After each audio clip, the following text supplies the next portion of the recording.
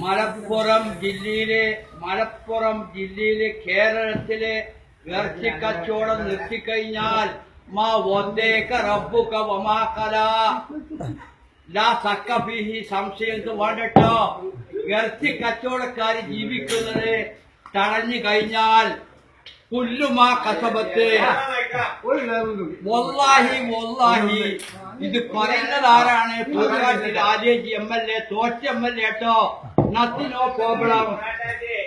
Already every time attention please Malappuram. Already every time attention please Malappuram. ഒലിയത്ത് നടക്കും.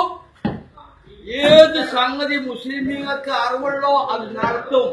അതിന് യാതൊരു പേടിയില്ല, ജാതി മതത്തിലില്ല. ഹിന്ദു മുസ്ലിം ഇന്ത്യ കേരളത്തിൽ ആ പ്രശ്നമില്ല.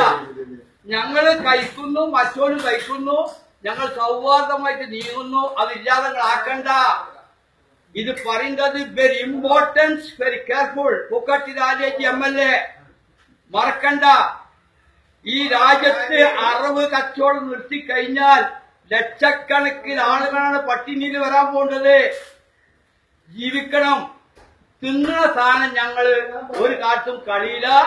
ഞങ്ങൾ ഈ ഗവൺമെന്റിനോട് എതിരില്ല. ഞങ്ങൾക്ക് പറയാനുള്ളത് നോമ്പ് ഇറക്കണ നേരത്ത് പോത്തച്ചിന്റെ ഒരു വെള്ളം കൂട്ടണം. അത് ഞങ്ങളെ നിർബന്ധാണ്. ഞങ്ങള് നിസ്കാരത്തില് പാസ്റ്റേഴ്സ് തോന്നുണ്ടോ നോൻപറക്കുമ്പോ പോത്തച്ചി ഞങ്ങൾക്ക് നിർബന്ധാണ്. ऑलरेडी एवरी टाइम दोस्तों क्या बात है ना, हमारा इंडिया में कोई तकलीफ खाने के लिए नहीं. बीफ खाएगा तो क्या, कोई तकलीफ नहीं. बीफ खाएगा. कुल्लुम अरबी कलाम हक्कल माफी मुश्किला. कुल्लुम नफर कलाम वल्लाही लाजिम हक्कल माफी मुश्किला. Do not forget that.